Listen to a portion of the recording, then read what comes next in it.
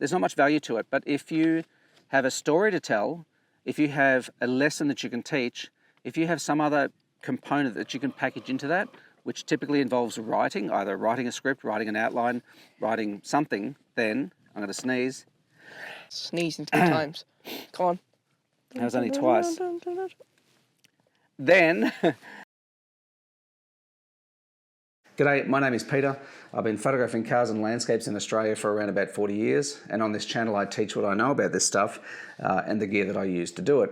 But more often these days I find myself talking about stuff that's not directly related to those two things, given that I'm a 56-year-old father of 3 and have gone through various experiences in life which may or may not help you on your own journey. My philosophy is that life is really short, and so we should spend as much of it as possible doing things that engage and excite us. And for me, that's been photography and cars. So my goal really throughout a lot of what I do on my channel is to help you find the 1 or 2 things that will bring joy and happiness back into your life, because as you stumble through midlife onto your second act, the one where finally it becomes more about you and what you're interested in, then finding these 2 things, or 3 things, whatever they are, can bring all the creativity and direction and purpose back into your life, enough to sustain you for the rest of your days. So anyway, a little while ago I posed or I invited questions for this channel about anything, whether it's photography or cars or YouTube or life in general. As a 56-year-old father of 3 who's invested and pursued various projects throughout my life. And to my great surprise, I got some very, very good questions. Now, just yesterday, my son and I filmed this Q&A session, a bit like an interview where my son Tommy asked the questions and I answered them. But a question came in late. Well, a few questions came in late from one fellow called James Wong, and I didn't want to leave his questions out because I think they're really valuable. So I'm actually going to start off the video answering his questions, and then we'll move on to the segment where my son and I are out in the countryside together running through the remaining questions. Now with James's questions, I've had a chance to think about them, and because I think they're quite significant and important, these questions, not that the other ones aren't, but these ones really strike to the heart of my philosophy of life and how I've dealt with things throughout my history, and what I would change about how I dealt with them. So I've actually thought about my answers with this and written them down. So James's first question was, what life advice would you give your younger self, specifically to someone in their 40s? And my first response to that, my immediate feeling about that, is that I would dispense with everything and everyone that makes you anxious or destroys your peace of mind or holds you back on becoming who you truly are. There are people and things that come in and out of your life, and they either add something to your life or they take something away.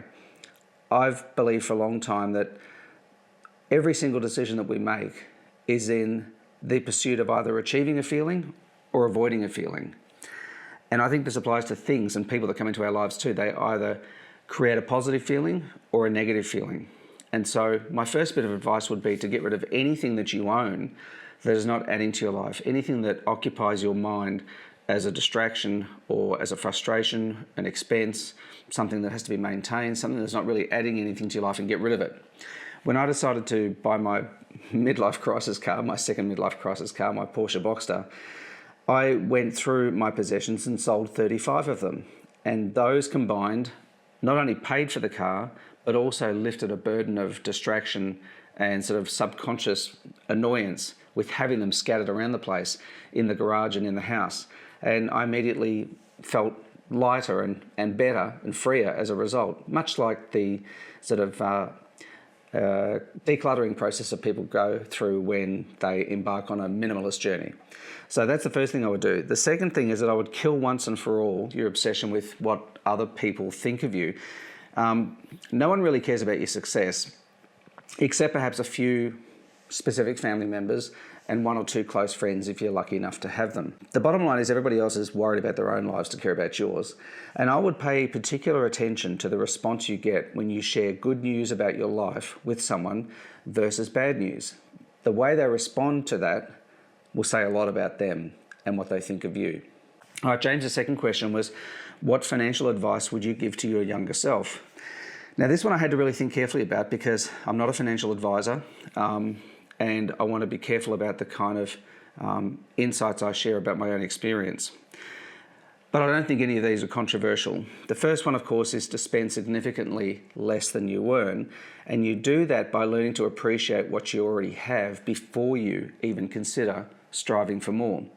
Second thing is, if you want to compare yourself to others, then look to those who have less than you and recognize how much you already have. The wealthiest person is the one who has enough. Third thing is, instead of fixating on goals to make yourself happy, focus instead on daily activities that make you happy. Because if you're doing things each day that bring you joy, well then, in my book, you've already won. A lot of people set goals for themselves in the effort to achieve happiness at the end of that goal, at the attainment of that goal, but almost without exception, as soon as that goal is achieved, we feel unsatisfied and are looking for the next goal. Whereas if you can focus on things that you do, things that you engage in that make you happy, that bring you joy when you're doing them, well then you've already achieved that feeling in a way that you're wanting to get by working towards a goal, doing stuff you don't like. Focusing on the activities that you do, the things you engage with, I think is a far better use of your time than fixating on goals. And if the effects that this activity produces also create some kind of cumulative outcome, well then you're winning both the short game and the long game. So for example, if you're doing something that you truly love to do, whether it's for a living or you're doing it on the side, say for example photography, and then you start being able to earn a little bit of income from that, well then not only are you doing something that you truly enjoy, but you're creating something that can compound over time, money, and you can invest that wisely, and then you can get a cumulative outcome from pursuing the thing you enjoy. So you get to win the short game and the long game. The next one, this kind of links into the next point that I want to make, which is I would invest early, invest simply, and invest automatically. Treat a portion of your income as what I like to call your future fuck-off fund. And let it grow to a point where one day you have the option to tell your boss, or if you're self-employed, bosses, to fuck off. And the final one, that is, forget the idea that investing is complicated. It isn't. It isn't complicated at all. Index funds and quality real estate, residential real estate, are all you need. In fact, just index funds are really all you need. I would recommend, if you're going into real estate though, that's far more complex than putting money into an index fund. You need to buy the right kind of properties in the right kind of area that allow you to add value to them. So there's a few more elements to it. You need to understand ownership structure to make sure that you get the best tax benefits from it. And you need to have a long-term view. Real estate is not something you should just try and jump in and out of. And I recommend getting a good teacher for that. And I have two in mind who I've learned from over the years that I highly recommend. One is Australian, one is a New Zealander. The Australian is Michael Yardney. Michael Yardney has written a number of books, and he has given us invaluable advice on what to buy and where to invest and what to do with it once we have it, and how to add value to it. Another one who I really, really like is a fellow called Dolph DeRuse. I'll leave links to their websites in the description below. Learn from these two guys. You don't need to spend any money with them other than perhaps buying a couple of their books. And that will give you all you need to invest successfully in real estate. Okay, the last question from James is, are there any things that you wish you had tried, or places that you wish you had visited, or beliefs or habits? And my first response to that is that, yeah, there are plenty of places that I wish I'd visited and interests that I wish I had pursued. But I also recognize that neither time, attention, resources, or energy are infinite. So you make your choices along the way, and then you make those choices right. This kind of falls into the same bucket as the wealthiest person is the one who has enough. I think one of the greatest causes of anxiety is people believing that they can be anything and that they can do anything. These are wonderful, warm and fuzzy, altruistic words of encouragement, but they're just not realistic. You cannot be anything. You cannot do anything. There are certain limitations to what you can do, whether it's the size and shape of your body preventing you from being a world-class basketballer, or it's the circumstances in which you're currently limited, your financial resources, your family commitments, your principles, beliefs, ideals, all these kinds of things. Fortunately, they narrow down the choices, which are still plentiful, but I think a lot of anxiety that people experience comes down to this belief that, well, I want to do these 27 things, and so I'm going to pursue all 27 of them. And so it just creates a hysteria in their minds and constant stress and anxiety, feeling like they're just not living up to their potential because they haven't done all these things yet. And I think that's dangerous. I think that's physically and mentally dangerous, especially as you get older, where heart attacks in our age group are common. Now, the reality is I've already done a bunch of things that I never even dreamed of, and I've been blessed with some of the most powerful gifts that any bloke could have. I mean, for example, I started working for a motorcycle magazine when I was 18. I was first published when I was 14 in that same magazine. And then that led on to all kinds of incredible adventures where I got to, drive a Lamborghini when I was 18. I got to learn how to drive fast from a world Formula One champion, Alan Jones. I got to have a helicopter at my disposal for a week to fly through the desert photographing the Australian safari and have a rally driver on call to take me from location to location during that event. I got to mix with interesting, incredible, successful and exciting people, both in the racing, publishing and car and motorcycle manufacturing worlds. I got to do a lot of cool stuff. I got to have experiences that, money just can't buy, really. Like going to a press launch for Mitsubishi over to Broome in Western Australia, right at the time when they had the Stairway to the Moon phenomenon happening there on the coast, and going out to a remote location in a private hovercraft and then having a ridiculously expensive meal by the pool afterwards, after which we all jumped in the pool with our clothes on. Those kinds of experiences. I've done a lot of cool stuff and I've been very, very lucky. I've spent time camping with my dad and dirt bike riding in the mountains, deer hunting, hiking, trips to the desert, 300 k's an hour on a super bike, all this kind of stuff. I've had some nice toys along the way and lost them as well. Now at 56, I've been able to pay cash for, one of my dream cars, a Porsche Boxster. And, we own our cars. We virtually own our house that we live in. And we have a couple of others that, we're paying off as investments. I live in a very safe country with abundant resources, with free and fair elections that don't get disputed with violence. I'm very lucky where I live. 5 minutes up the road, there are thousands of kangaroos. Half an hour in the other direction, I've got the city of Melbourne, voted one of the most livable cities in the world. I've got a home filled with laughter and love. I've got parents who have loved and led and supported me unconditionally my whole life. I've got a wife that I love and respect, and most importantly of all, I've got children that I adore, who've brought depth and dimension to my life in a way that nothing else in my life has.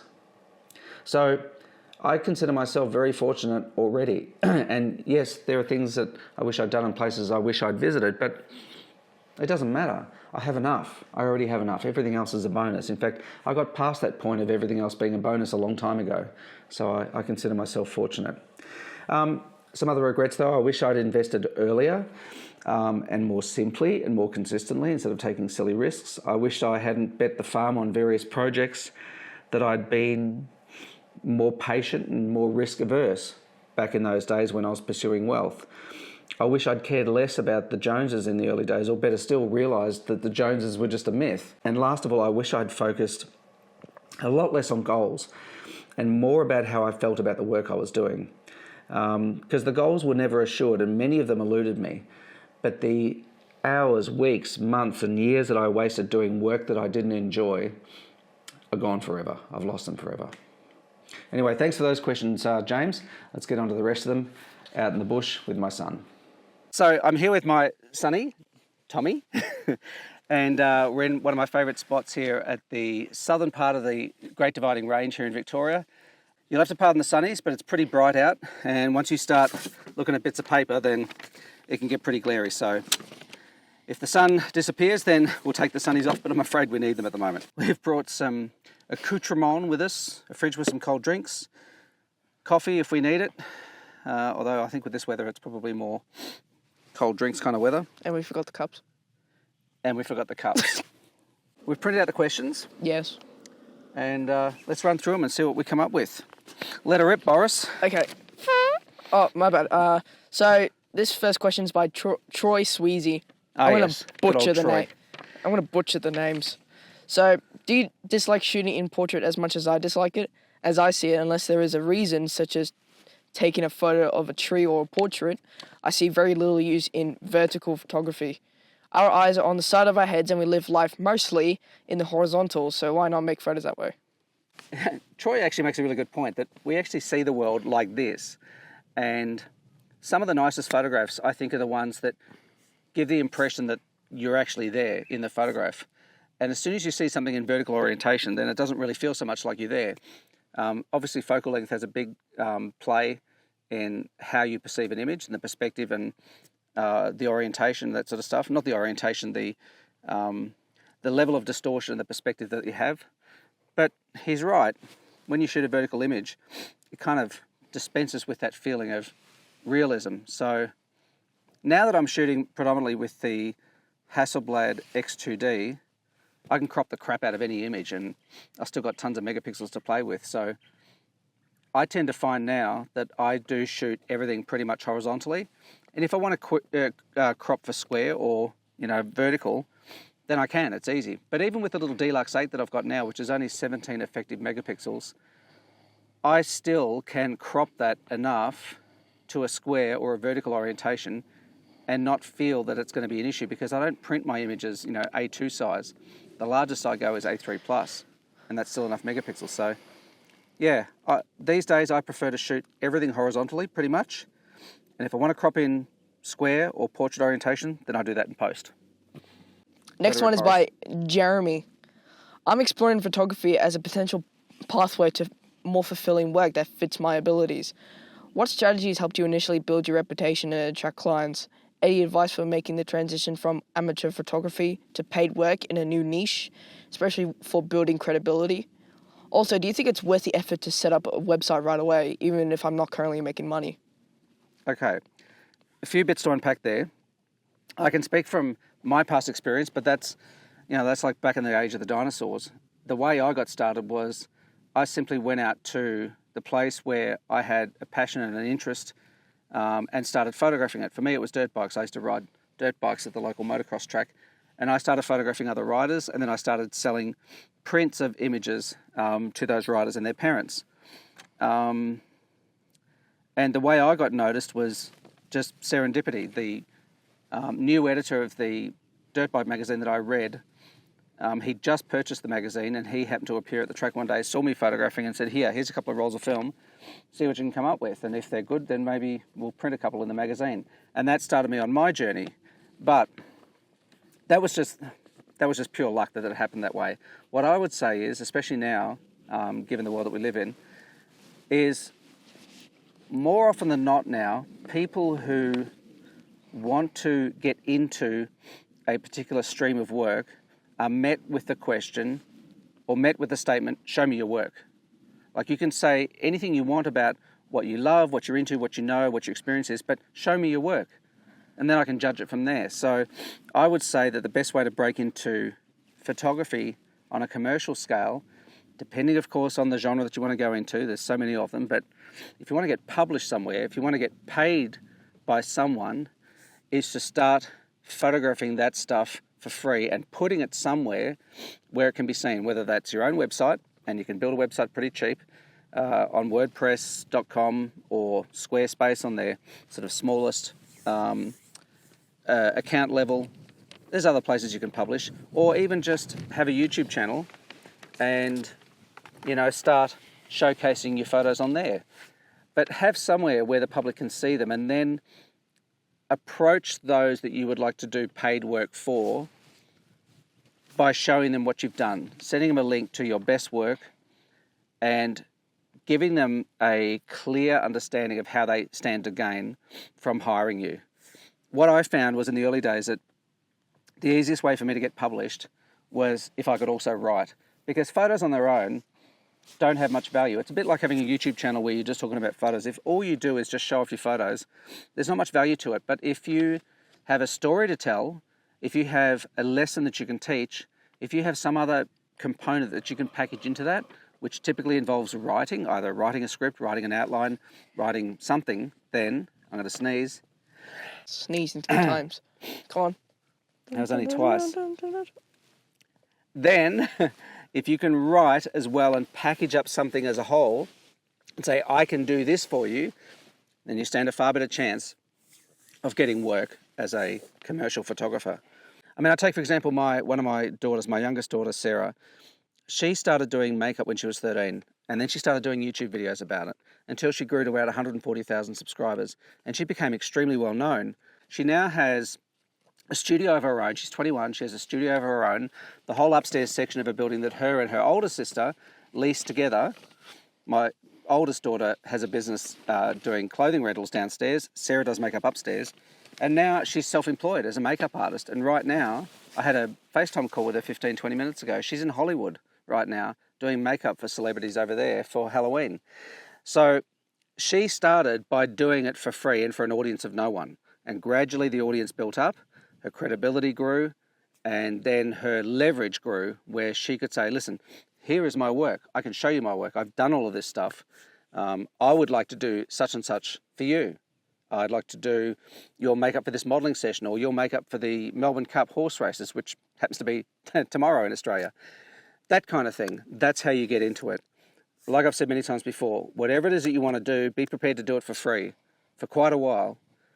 Because if it's something you truly enjoy, it won't be a burden doing it for free. You'll do it happily, knowing that in time the rewards will come. But you should have a place where people can go and see your work through a simple web link, whether it's your own website, YouTube channel, not so much of a fan on Instagram, preferably somewhere where they can see your photos, at least in a decent size. YouTube's okay for that, even though they compress the images and compress the video files. Website is best. But the good thing with YouTube is you can also demonstrate your ability to create a narrative around your photos and create a bit of a story around it. Sorry, that was a really long answer. All right, what's the next question, Sonny? Okay. This one is by Denise Kelly.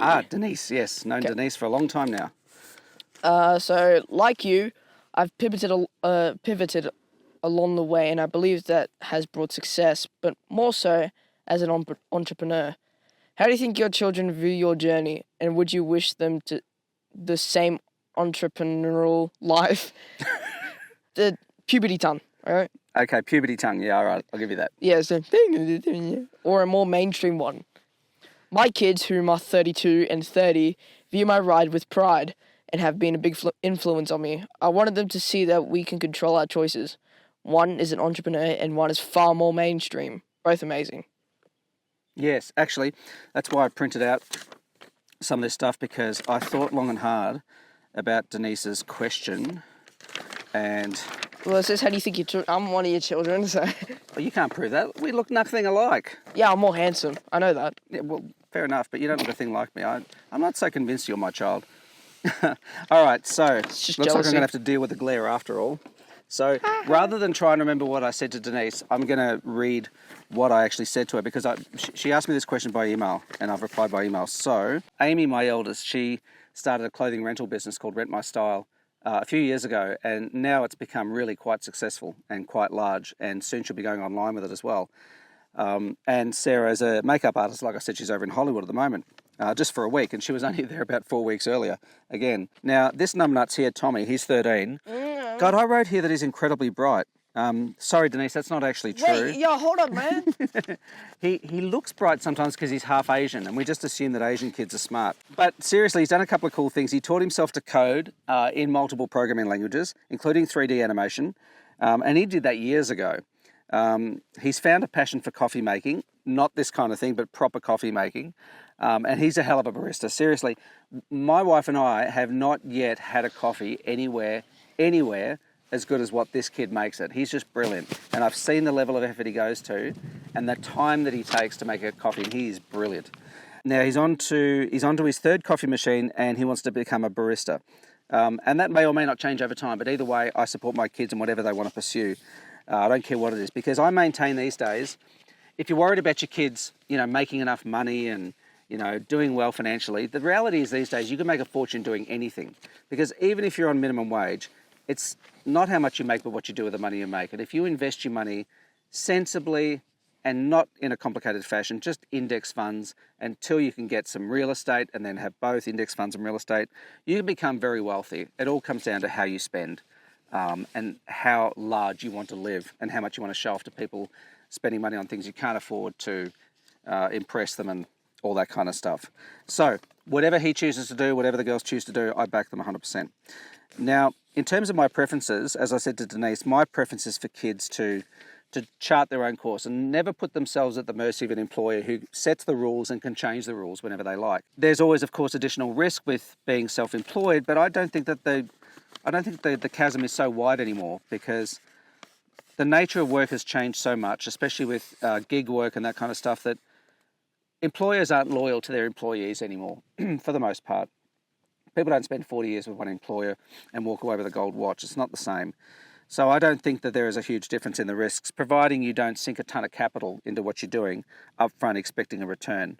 I always maintain that number one job is to find customers first. You can get fancy later. And that's how the girls started. They started from home. I started from home. I still work from home to keep costs down, and it works perfectly.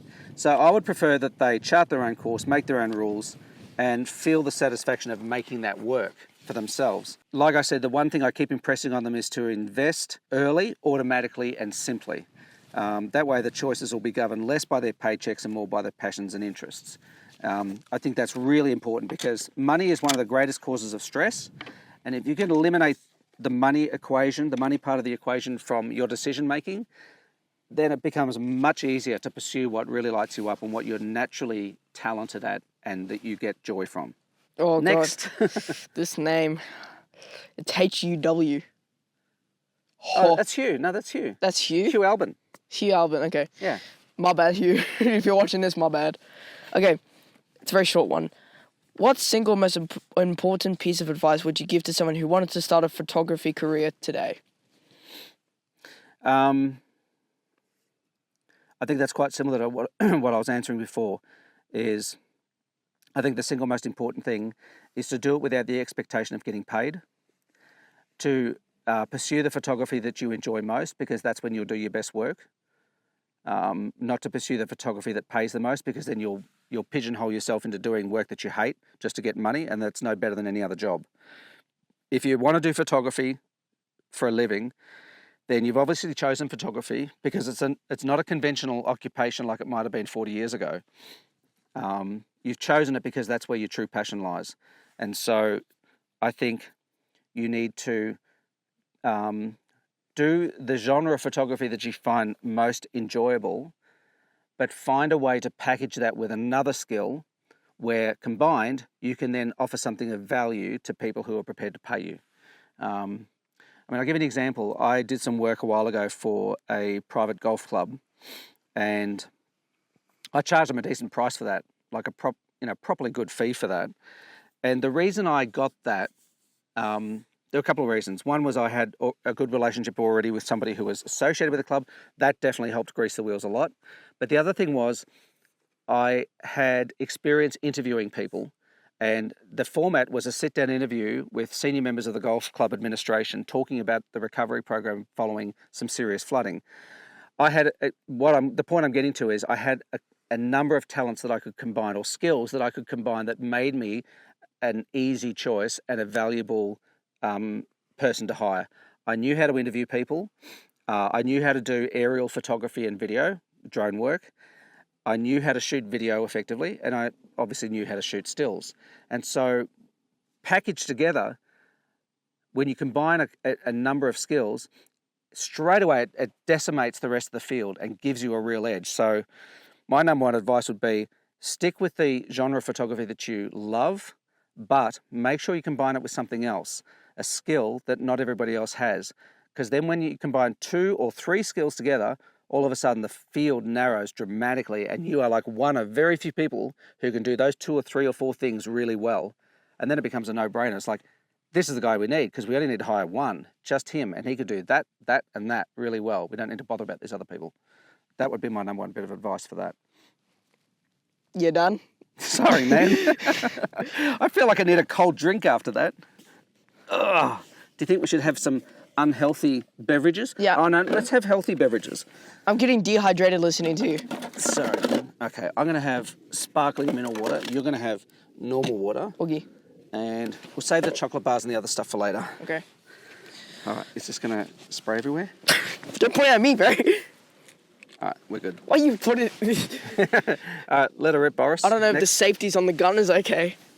All right, so next one is by Paul Fuller. How much time per day do you actively spend on these things? 1, with your wife, 2, with your kids, and 3, in contact with friends. This is a good question. Paul and I have been writing to each other for quite a long time. Fascinating bloke, lovely person. And I just answered this morning actually by email. And I think it's a really good question because I think a lot of us feel guilty as parents, husbands, wives, how much time we actually spend with those that are important to us. And we all know that it's important to cultivate good friendships as well, good relationships with your family and good friendships as well. In fact, I saw something this morning, I don't know if it's accurately attributed to Steve Jobs, but it was saying something along the lines of the 6 best doctors in the world are adequate rest, exercise, good diet, self-confidence, and good friendships. I don't know if that was 6 or 5. I probably skipped one. But anyway, solid friendships, good friendships was one of them. And I agree with that. So to answer this question, I wanted to make sure I didn't forget what I said as well. So I'm going to read what I wrote to Paul, or at least the majority of it anyway. With regards to my wife, we're in an unusual situation that we both work from home. I work upstairs, she works downstairs, and we've been doing that pretty much since we've been married, or not long after we sold our last business. And we both started working from home. I've worked from home for 20 odd years, but she started probably 10 years ago. So we bump into each other throughout the day, and almost without exception, we have a few laughs during the day. There's usually a reason or two why we have a few laughs during the day, so that's really nice. Some of our interactions are only 2 minutes, some of them are 20 minutes, and most nights when we go to bed, we end up having a chat about something in bed as well. So I spend quite a bit of time with my wife. We both work hard, and she often works very late because she also trades the Forex currency market, so she's often up late for when the markets open overseas. But we see each other quite a lot throughout the day and the evening, and we've only ever spent time during the day away from the house without our son, I think twice. It's in the last 13 years since he's been around. And we don't feel like we're missing out on anything. And those 2 times were when he was off at camp. It felt kind of weird almost, like we were on a date. And it was nice, but we're in no rush to do any more of that. He's going to leave home at some point, and when he does that, then we'll have all the time in the world to go out and do stuff together. So that'll be all right. No rush for that. In terms of the kids, I drive this little Malacca here to school and back every day, every weekday. So that's 3.5 to 4 hours out of every day that I spend with this numbnuts in the car. I'm sick of it. And sometimes we chat about really interesting things. Sometimes we chat about nonsense. And other times he'll listen to some music and I'll listen to something on YouTube. And then almost without exception, I'd say, these answers are really boring, aren't they? Almost without exception, we spend at least a couple of hours together every night, either sitting by the fire outside, watching a movie, watching Peaky Blinders at the moment. Yeah. We've got a car coming past, so let's just wait till that goes, and hopefully it doesn't cover us in dust. Back in the next we have gas masks on. Yeah. Hello. All right. So, next. Okay, so I reckon that I spend about 4 to 5 hours a day with this nincompoop, which is great, you know. My old man, he used to come home at 4, 5 o'clock every day, so we got to spend evenings together all the time. He didn't work weekends that much. On and off he did occasionally, but for the most part, I had my dad around every night, every afternoon, and most weekends, which was really, really good. Let's see.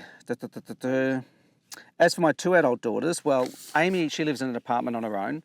and she's got a very thriving business, and she's got a boyfriend now who's got a large Italian family, so there's always events to go to with that. So I get to see her maybe once every 2 or 3 weeks. We went to the Coldplay concert last night, which was absolutely awesome.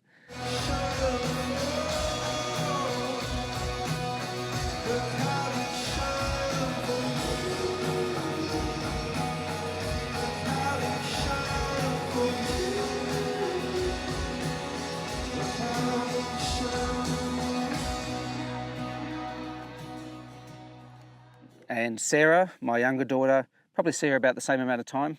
She's really busy with her makeup business, and like I said, she's overseas at the moment. When they were younger, I spent a lot more time with them, obviously, pretty much every day. And when they were really young, then I saw them heaps, because like Tommy, I took them to and from school and played with them, took them around weekends, on weekend trips and stuff. So I've always spent plenty of time with my kids. But now that the girls are older, I probably see them once every 2 to 3 weeks each. God, I hope I press record after these long answers. Maybe you should check just now. No, I should be right. Okay, as for friends, like I said to Paul, my dad told me a long time ago that if you get one decent friend in your life, then you've done really well. And that has certainly borne out for me. I've had a few sort of longish friends over my lifetime, but I see now in hindsight that a lot of those were friends of circumstance. We had similar circumstances that aligned. We had similar situations with work or with relationships that aligned. And then there were issues that sort of arose, like divorces, relationship problems, money problems, whatever. And so our paths crossed where, I guess I was of value to them, of use to them. I've had one really good friend for the last quarter of a century. And when I say, look, I've got a couple of very good friends. I've got Ken, who was the chairman of the board, CEO prior to that, of the company that I've worked with for the last 27 years. And Ken and I have become good friends since. But aside from Ken and I only see each other every month or so. My ex-wife's brother, Bobby, he and I have been firm friends since 96. And even following my divorce with his sister, we remained firm friends. And Bobby and I see each other probably twice a week. As the weather warms up, maybe 3 times a week, because he's only 5 minutes up the road, so it's easy. He's not married, he has no kids, so it's very easy for him to pop in any time. And we generally just talk about cars all the time. I mean, we talk about other stuff sometimes, but almost inevitably it turns to cars because we're both super passionate about cars. We love cars. And the interesting fact is about our friendship is Bobby and I have never had a single argument, not one argument in all those years since 1996. So that gives you an indication of the strength of our friendship, and he's one of the very few people in my life that I trust implicitly. I could give him the passwords to all of our bank and investment accounts, the keys to the house, the keys to all our cars, and know that he wouldn't sabotage that responsibility or do anything untoward. I could trust him 100% with all of those things. So that, in my view, is a real friend. We both encourage each other. We don't badmouth each other. We don't argue with each other. We just support each other, and we enjoy each other's company. So next one is by Des Photo. Yeah, yep. I have a full-time career in the film industry, which means I generally work 50 plus hours in a week, so I don't have a lot of free time. For the past couple of years, my photographic inspiration just completely dried up, and though I've recently found some of it again, I struggle to find a focus for my photography. Do you have any advice on how to find a focus for your photography and maintain it? I also see a lot online about finding a style and sticking with it to create an identity for your photography, and I feel like I'm kind of all over the place. Do you think that is an important consideration? It depends on whether you want to be known for a certain style of photography or not. If you want to make it big as a commercial concern in photography, then developing a certain style within a certain genre, or perhaps a couple of genres, but a certain style within those, it probably makes commercial sense, because people don't like to have to think too hard to make decisions. They like to be able to pigeonhole people and say, okay, he's this kind of photographer, this is his kind of style, this is how I describe it. So from a commercial standpoint, it can make sense. From a satisfaction standpoint, I think it's incredibly limiting to pigeonhole yourself. And I think photography, depending on why you come to it, photography and its appeal comes down to how you interpret something in front of you and then present it as an image. And that needn't be limited to a genre like cars or landscapes or people or food or macro, whatever. If you enjoy it all, then don't limit yourself. But in terms of finding sort of your, how do you describe it? Finding what? Find a focus for your photography. A focus, okay.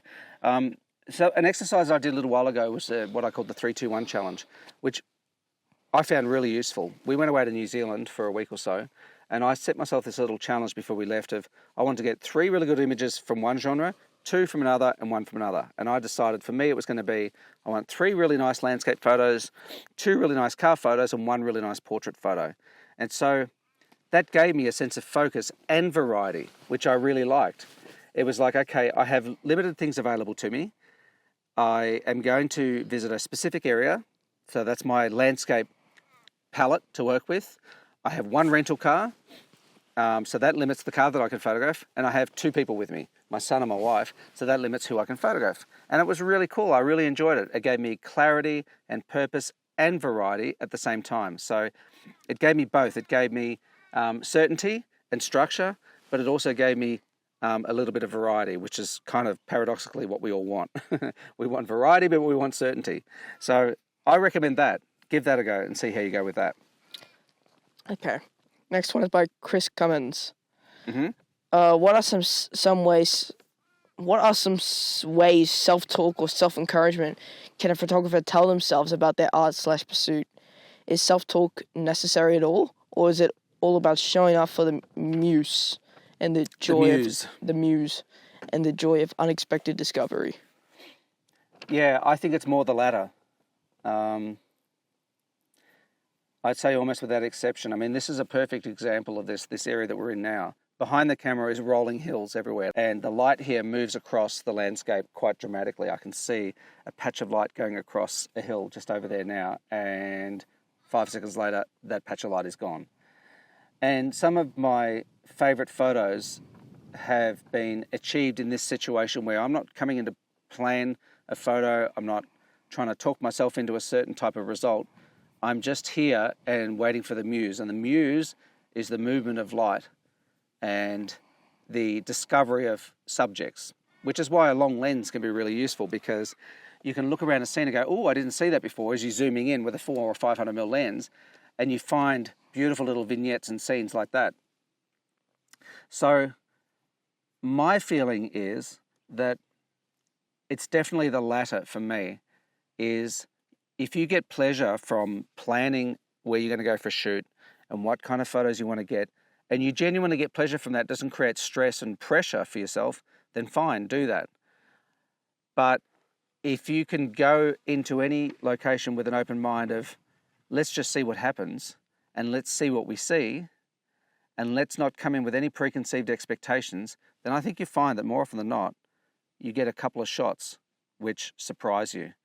I think what it comes down to is being competent enough with your camera and the settings on the camera to be ready for those situations when they come up. To be able to walk up to a scene and go, okay, this lends itself really well to a wide lens, like a 20 or something, or a 16, or there's multiple scenes I can see out here, let's slap on the 100 to 400 or 100 to 500, and let's wait for something to happen and pluck out a scene when the light just hits nicely, you know? Like I'm just seeing here now. I wish I could film this while I'm talking to you, but it's happening all around behind us, behind you. That's how I would approach it. Wait for the muse. Be ready, technically, and with your gear, but be ready for when the muse tells you, here's something beautiful for you to train your camera at. Oh, is that you done? I'm done. Okay, thank God. All right, next one's by Juanita. How's your hair looking? Manky. If I had a mirror, I could probably fix it. No, there's no fixing that, man. I'll just leave it off, actually. You look all right. Besides, you're 13. Who cares what you look like? So, I care. Oh, you're going to fix it all now, huh? You're going to fix it. Oh, how much product have you got in there? It's from yesterday. All right, let it rip. Oh, you mean the question? Yeah, the question. Oh. Let the question rip. Oh, okay. So the next one's by Juanita Kelly. Juanita Kelly, yes, Juanita. Juanita's wonderful. All right. Does clicking like or leaving a comment add actual monetary value? And is it the same for everyone, no matter how many followers you have? Or does it just get your channel advertised more or get more sponsor attention? Are you monetized for number of followers versus views versus time spent viewing? If I view more than once, does it get counted? If I fast forward, do all the minutes get counted? Do additional replies get counted? That's a lot of questions. Yeah. Okay. The long and the short of it is, Juanita, I don't know all of it. Put it this way. Google's algorithm for PageRank, when you do a Google search, there's something like 400 different metrics for that. And I wouldn't be surprised if there's a similar number of metrics for how it measures and allocates payment to a creator on YouTube. Probably not as many, because I think the basics of it are fairly simple. First up, once a YouTube content creator has met the criteria to become monetized, and they've changed it recently, so I don't remember what it is now, but it's a certain number of watch hours and a certain number of subscribers. Once they have those, then they can apply to be part of the partner program, where once approved, they get to share in half the ad revenue that Google charges its advertisers to advertise on the platform. Now, in terms of whether comments, replies, and interaction of that nature affects payment to creators, I don't think it does. I don't think it makes any difference. I think all that matters is the number of views that a video gets, and I don't know how many seconds or what percentage of a video a person needs to watch before it counts as a view. I suspect it's not much, because I know that most people don't watch a whole video. I think most people watch less than half of a video. They might fast forward bits of it, play it at double speed, whatever. So I don't think that has a great deal of impact on it. There will be a threshold, of course, up to which it counts as a view, and from then on, whether you watch all of it or not, it probably doesn't make a great deal of difference to how much money you get from it. I think ultimately it just comes down to the quality of the advertisers that your type of content attracts. For example, a comedy channel or a prank channel or stuff that's kind of left afield is not going to get high quality advertisers. Whereas a channel that talks about health and fitness, finances especially, making money, relationships, or high-end products, cars, camera gear, that sort of stuff, channels that focus on those kinds of things, they then attract advertisers that want to sell things to the kinds of people who can afford those things. So if you're doing if you have a YouTube channel that talks about products or services that are expensive to buy, well then that attracts the kind of advertisers who have stuff to sell to people who can afford expensive things to buy. And so whatever money the creator earns will be higher for the number of views they get compared to, say, a joke channel, prank channel, or whatever that doesn't attract those kinds of advertisers. I think all the other stuff doesn't matter a great deal in terms of how many comments you make, how many replies you get, how far through the video you watch beyond a certain point. I'm sure up to a certain point it matters. Beyond that, it probably makes no difference. So that's my thoughts on that. I probably should have researched the answer more, but I think that there are quite a lot of variables. But I think most of the things you mentioned aren't those variables. I think it has a lot more to do with the kind of content the creator makes, which kind of advertisers that appeals to, what kind of cost per 1,000 views Google charges that advertiser to have their ads on your videos, and then the number of views you get on those videos. The number of subscribers doesn't matter, other than the number of viewers having that many subscribers might attract to that video. But these days, the way Google is working, YouTube is working, is that a lot of very new creators with bugger all subscribers are having their videos actually put into the browse area for people to see. It's popping up in people's feeds to get more of those smaller, newer creators an audience. So I think nowadays it tracks interests far more, and it adds a lot more weight to the interests of videos aligning with the viewers more than it does the number of subscribers that creator has.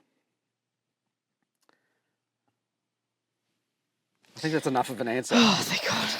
How many more questions have we got? We got one more. This is the last one. Oh, is this the last one? Yes. Oh, I'm going to need to have a drink. Okay, so what's our last question, Sonny? Okay. Chris Hewitt. So, with the ubiquitous phone being most people's camera, when today's youth are retired, are they still going to be able to access photos they took in their 20s? They may not feel it's important at 20, but they sure will at 70. Yeah, that's a good question, actually, because, I mean, I've got thousands of photos on my phone, and I do back up my phone. It goes into iCloud. So, yeah, I don't know. I think that's gonna really be a problem for people down the track. I mean, I guess it's probably not much different in the sense of the level of vulnerability, because when we were younger, the only photos you had were the ones that you printed in albums. I don't think this is a whole lot different when you think about it to the past, when we just printed photos, put them in photo albums, and it's like my mum used to say, if the house caught fire, the only thing she'd grab would be the photo albums. And if you rack up a few decades of photos, you're not going to be able to carry them all out. In some ways, it might actually not be so bad, providing people do back up their phones to iCloud or another service. Then they've probably got just as much chance of being able to look at their photos again in their 70s as what somebody who owns a bunch of photo albums does.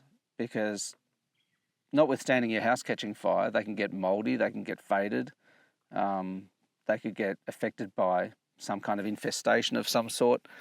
But at least with digital files, you can store them in multiple locations and have redundancy and have backups on backups. But it's a good point.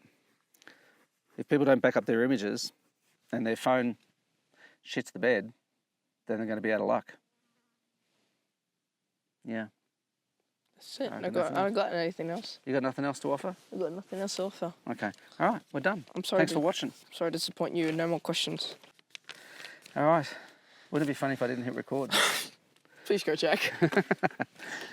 I'm sure it'll be fine. Famous last words. Yeah. Uh-oh.